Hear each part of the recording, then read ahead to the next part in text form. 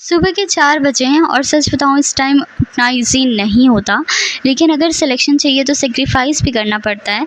तो मैं रोज़ की तरह आज भी 4 बजे उठ गई। नॉर्मली मैं मैथ्स लास्ट में करती हूँ, लास्ट में रिवाइज़ करती हूँ, प्रैक्टिस करती हूँ, लेकिन आज का प्लान थोड़ा डिफरेंट है। तो आज सबसे पहले मैं जो है मैथ प्रैक्टिस करती हूँ, सारे फ़ॉर्मूलाज़ रिवाइज़ करती हूँ, क्योंकि एग्ज़ाम क्लियर करने के लिए बेसिक्स स्ट्रॉन्ग होना बहुत ही ज़्यादा ज़रूरी है।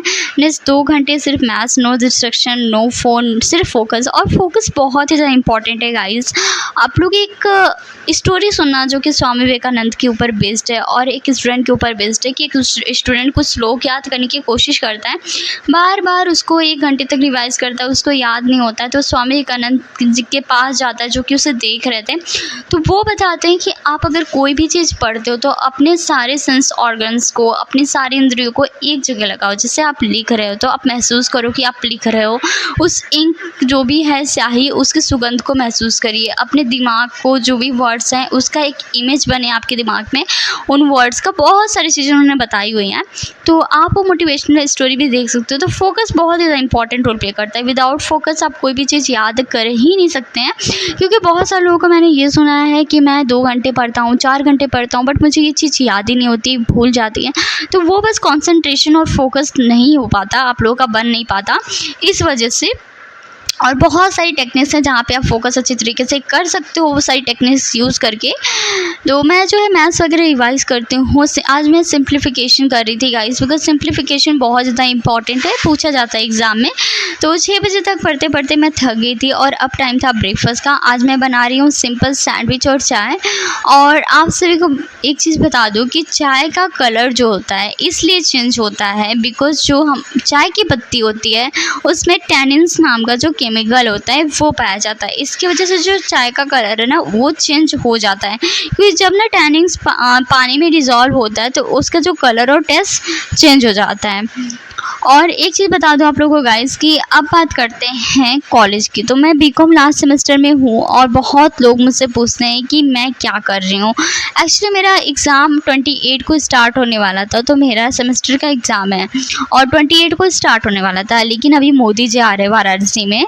तो वैसे भी बनारस में ट्रैफिक बहुत ही ज़्यादा रहता है, तो एग्ज़ाम टाइम में प्रॉब्लम तो होती है जाने में भी, कॉलेज जाने में, बिकॉज वहाँ पे ऑटो वगैरह मिलती नहीं है और मैं पैदल ही जाती हूँ। ऑटो रहे फिर भी मैं पैदल जाती हूँ कॉलेज, 3 किलोमीटर चल के मैं पैदल जाती हूँ कॉलेज है। तो 28 को मोदी जी आने वाले हैं वाराणसी में, तो एग्ज़ाम पोस्टपोन हो गया। तो बाकी आगे जो एग्ज़ाम है वो तो रहेगा ही, आगे वाला एग्ज़ाम। तो अभी 30 को मेरा ऑडिटिंग का पेपर है, तो अब मैं प्लानिंग कर रही हूँ कि कॉलेज का सिलेबस जल्दी फिनिश कर दूँ ताकि एसएससी प्रिपरेशन पे फुल फोकस रहे। और गाइस यहाँ पे आप लोग देख सकते हो मैं कॉपी के पीछे मतलब उल्टा लिखती हूँ। मैं कॉपी के मतलब फर्स्ट पेज से सब लोग स्टार्ट करते हैं, न्यू कॉपी लेते हैं, मैं न्यू कॉपी लेती हूँ तो लास्ट पेज से स्टार्ट करती हूँ लिखना, अलग ही मेरा चलता है। पता नहीं क्यों ऐसी आदत पड़ गई गाइस, आप लोग कमेंट करके बताना आप भी लोग ऐसा करते हो क्या। तो आप लोग को एक चीज़ बता दूं कि अभी एसएससी, सीजीएल सिलेक्शन पोस्ट और स्टेनो की जो वैकेंसीज हैं आ चुकी हैं, तो आप लोग फॉर्म फिल कर देना। मैं इसका अलग वीडियो बनाती हूँ, बट आप लोग का टाइम वेस्ट होगा इसलिए नहीं बनाया मैंने, शॉर्ट वीडियो में बता दूंगी आप लोगों से। तो मैंने अभी फॉर्म फिल नहीं किया हुआ है इसलिए मैंने बताया नहीं, अभी पेंडिंग पे है। तो मैंने अपने से ही फॉर्म फिल किया हुआ है, बट अभी सिग्नेचर जो है अपलोड नहीं किया हुआ है मैंने, तो सिग्नेचर वगैरह अपलोड करूँगी, उसके बाद फॉर्म का सारा क्राइटेरिया पूरा करूँगी। यार इतना मतलब गर्मी हो रहा है ना, पढ़ाई करते टाइम बहुत ही ज़्यादा प्रॉब्लम हो रहा है, बहुत गर्मी है गाइस। मतलब कूलर चला लो, फ़ैन चला लो, फिर भी मतलब गर्मी नहीं जा रही, इतनी ज़्यादा गर्मी बढ़ रही है यहाँ पे। मतलब टेम्परेचर काफ़ी ज़्यादा हाई है गाइस, बहुत ज़्यादा हाई है। उसके बाद मैं जो है करंट अफेयर रिवाइज़ करती हूँ। काफ़ी दिनों से थोड़ा सा मेरा गैप हो गया था कॉलेज की वजह से, तो आज से मैं जो है जनवरी 2026 का करंट अफेयर कर रही हूँ, स्टार्ट कर रही हूँ रिवाइज़ करना। और अगर आपके पास टाइम है तो आप 2025 प्लस 2026 दोनों का करंट अफेयर कवर कर सकते हो। बिकॉज अभी क्या है ना कि बहुत सारे लोग मुझसे ये पूछते हैं कि करंट अफेयर कितने मंथ का करना चाहिए। तो एग्ज़ाम के पहले आप लोग को 5 से 6 महीने का 6 to 8 मंथ का आप लोग को करंट अफेयर रिवाइज़ करना चाहिए। वैसे तो अभी एग्ज़ाम में 1 ईयर का करंट अफेयर पूछ ले रहा है, 1 साल पहले का भी करंट अफेयर पूछ ले रहा है, बट आप लोग 6 से 8 महीने का करंट अफेयर रिवाइज़ कर लो। और बहुत सारे लोग मुझसे ये भी पूछे थे करंट अफेयर कहाँ से करती है, तो करंट अफेयर में यूट्यूब चैनल है जीके ट्रिक्स यूट्यूब चैनल, वहाँ से मैं करंट अफेयर कर रही हूँ।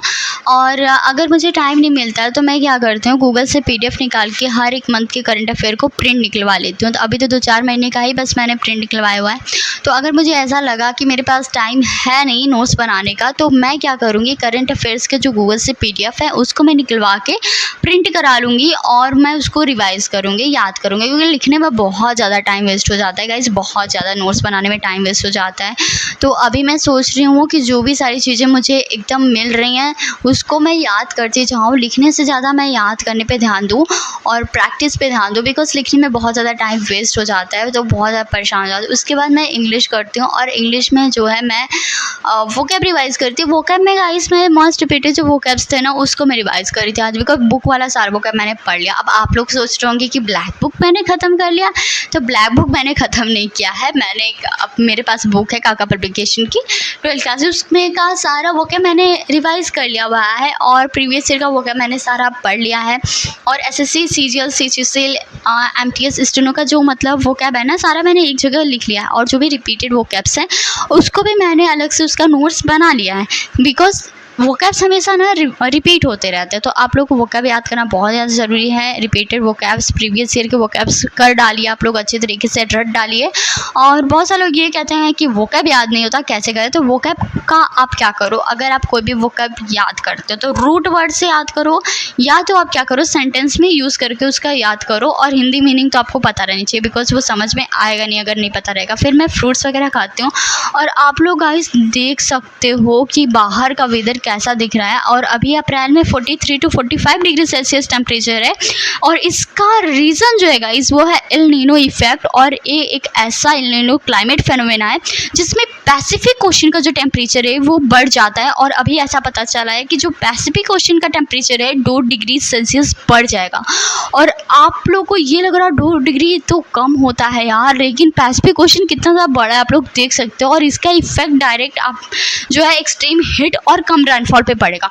और गाइस आप सभी को पता है कि इंडिया मेनली एग्रीकल्चर पे डिपेंड है, और एग्रीकल्चर किस पे डिपेंड है, पूरा का पूरा रेनफॉल पे डिपेंड है। तो अगर बारिश नहीं होती है इंडिया में इस बार, इंडिया पे बहुत ही ज़्यादा इफेक्ट पड़ेगा, because super El Nino effect का भी मतलब अभी पता चल रहा है कि अभी सुपर एल नीनो भी हो सकता है यहाँ पे इंडिया में, इसका इफेक्ट यहाँ पे पड़ सकता है। तो इंडिया में क्या होगा, जब प्रोडक्शन अच्छे से होगा ही नहीं, फूड प्रोडक्शन अच्छे से नहीं होगा क्रॉप्स वगैरह का, तो कोई भी चीज़ हो, जैसे वीट हो गया, बार्ली होगा, कोई भी चीज़ हो, तो यहाँ पे फूड के जो प्राइजेस हैं वो हाईली एकदम रेज करेंगी, बहुत ही तगड़ा बढ़ जाएगा प्राइस। तो अभी इन्फ्लेशन आने के भी चांसेस है, बिकॉज अगर कहीं भी किसी चीज़ की डिमांड हाई है और उसका सप्लाई कम हो रहा है तो प्राइजेस तो रेज करेंगी। इस हिट का एक और भी बहुत ही बड़ा रीज़न है कि बहुत ज़्यादा डिफॉरेस्टेशन हो रहा है, जिसपे मतलब ध्यान ही कोई नहीं दे रहा है। सब लोग अगर पेड़ लगाते हैं तो सब लोग दिखाते हैं हाँ पेड़ लगा रहे हैं, लेकिन पेड़ जो लोग काट रहे हैं वो तो नहीं दिखाते हैं कि हम लोग पेड़ काट रहे हैं। तो जितने ज़्यादा पेड़ लगाए जा रहे हैं उससे ज़्यादा कई ज़्यादा पेड़ काटे जा रहे हैं। जितना ज़्यादा एफॉरेस्टेशन हो रहा है उससे कई ज़्यादा डिफॉरेस्टेशन हो रहा है। तो उसका कोई मतलब वो मिलेगा ही नहीं ना कोई रिजल्ट। अगर आप कोई चीज़ मतलब अभी एफॉरेस्टेशन हो रहा है, 2 प्लांट्स आपने लगाए, उसके बदले आपने 4 प्लांट काट दिए, तो उसका क्या ही मतलब निकलेगा। तो ये सारी चीज़ें हैं गाइस, बहुत ही ज़्यादा अभी पता नहीं क्या क्या होने वाला है। इतना ज़्यादा हीट है, अभी अप्रैल में ही है, तो अभी जून में क्या हाल होगा, बहुत ही ज़्यादा एक्सट्रीम हीट पड़ने वाली है, टेम्परेचर बहुत तगड़ा बढ़ने वाला है। और अभी एक बार तो ऐसा हुआ था कि कनाडा का जो टेम्परेचर था 50 डिग्री सेल्सियस हो गया था। तो बहुत ज़्यादा अगर पॉल्यूशन होगा और नेचर के साथ कोई भी खिलवाड़ करेगा तो ये सारी चीज़ें होंगी ही होंगी, क्या ही कर सकते हैं। तो ये सारी चीज़ें हैं। और उसके बाद जो है गाइस इसमें मैं पॉलिटिक्स रिवाइज़ करती हूँ, और पॉलिटिक्स में अभी मैं जो है आर्टिकल 1 and 12 तक पहुँच चुकी हूँ।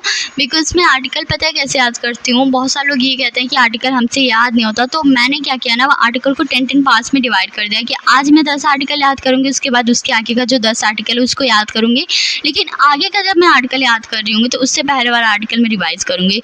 ट्रस्ट मी गाइस, ये ट्रिक काम करती है, बिकॉज आप एक साथ आर्टिकल याद नहीं कर सकते। अगर आप कोशिश करके भी आप लोग देख लो, अगर मैं झूठ लग रहा हो तो, बट नहीं हो सकता, आप लोग कंफ्यूज बहुत ज़्यादा हो जाएंगे। एक मतलब आप लोग मान के चलिए, अगर याद भी हो गया ना तो आप लोग कंफ्यूज बहुत ज़्यादा हो जाएंगे, बहुत ही ज़्यादा हो जाएंगे। और तो मैं आर्टिकल्स वगैरह पढ़ती हूँ और मैं लूसेंट से ही कर रही हूँ, जो हिस्ट्री, पॉलिटी, ज्योग्राफी और फिजिक्स, केमिस्ट्री, बायोलॉजी, ये सब लूसेंट से कर रही हूँ। अगर आपको ये लूसेंट की बुक चाहिए तो आप लोग मेरे डिस्क्रिप्शन चेक कर लेना, वहाँ पे मैंने लिंक दे दिया, वहाँ से आप लूसेंट ले सकते हो। येलो बुक भी ले सकते हो लूसेंट का, और लेटेस्ट भी ले सकते हो लूसेंट की बुक, मैंने दे दिया है अभी डिस्क्रिप्शन में लिंक, वहाँ से जाके आप ले लो बुक। और आप लोग ये बताना कि आप लोग की तैयारी कैसे चल रही है, आपने सिलेक्शन पोस्टर बाकी सारे फॉर्म फिल किए हुए नहीं। और जल्दी मेरे मॉक टेस्ट की स्कोर भी आने वाले हैं। और ये गाइस जो आप लोग देख रहे हो ना, ये मेरे कॉलेज का प्रोजेक्ट है और मैंने इसको मतलब 50 पेजेस का प्रोजेक्ट मिला था और सबने एक साइड ही लिखा हुआ है। एक साइड का लिखने वाला पेज लिया था, एक साइड का एकदम खाली पेज लिया था। मैंने दोनों साइड का खाली पेज लिया और दोनों साइड मुझे लिखना पड़ा, तो टोटल 100 पेजेस मैंने लिखे हुए हैं। और ये गाइस एक दिन मैं बैठी थी ऐसे ही, मैं सोच रही थी यार प्रोजेक्ट लिखना है, तो मुझे किसी चीज़ को टालना पसंद नहीं है। तो मैंने क्या किया, रात को 9 बजे मैं लिखने बैठी, 9 नहीं 10 बज रहे थे, सॉरी गाइस। तो 10 बजे रात को मैं लिखने बैठी और सुबह के 9 बजे तक मैंने लिखा। 9, 20, 15 ऐसी कुछ हो रही है, मैं टाइम देख के दंग रह गई यार, इतना ज़्यादा मैं लिख रही हूँ। फिर मेरा कंप्लीट हो गया और मैं बीच बीच में ऐसा नहीं है कॉन्टिन्यू मैं लिख ही रही थी, मैं थोड़ा सा गैप ले रही थी, चाय पी रही थी, कभी कुछ खा रही थी। तो मैंने ऐसे करके अपना प्रोजेक्ट कंप्लीट किया। तो गाइस ये सारी चीज़ें हैं, बहुत ज़्यादा हार्ड वर्क करना पड़ता है, क्योंकि बहुत सारे लोग कहते हैं ना कि कॉलेज के साथ साथ आप स्टडी कैसे मेंटेन करते हैं। बहुत मेहनत लगता है गाइस, बहुत ज़्यादा मेहनत लगता है। कॉलेज के साथ साथ एसएससी की भी प्रिपरेशन करना। सब बहुत लोग कह रहे होंगे कि सोच रहे होंगे अरे यार कॉलेज का एग्ज़ाम तो नॉर्मल होता है, वहाँ पे पढ़ने की ज़रूरत ही नहीं होती है। बट होती है गाइस, होती है पढ़ने की ज़रूरत। उसके बाद मैं जो है आइसक्रीम वगैरह खाती हूँ और 2 फ्लेवर मैंने आइसक्रीम मंगाई थी, एक वनीला था, एक सिंपल ही था, तो मुझे काफ़ी ज़्यादा टेस्टी लग रहा था। और बस आज का दिन यही ख़त्म होता है। छोटी छोटी कंसिस्टेंसी ही एक दिन बड़ा रिजल्ट देती है। अगर आप भी एसएससी के लिए सीरियस हो तो इस जर्नी का पार्ट बनो, चैनल को सब्सक्राइब करो, क्योंकि यहाँ से पढ़ाई नहीं सिलेक्शन की भी जर्नी शेयर की जाती है। तो आप लोग चैनल को सब्सक्राइब करिए, कमेंट करके बताइए कि आप लोग की तैयारी कैसी चल रही है। अपने एसएससी एमटीएस जो भी एग्ज़ाम दिया हुआ है उसका आप लोग स्कोर बता देना। So thanks for watching guys, मिलते हैं नेक्स्ट वीडियो।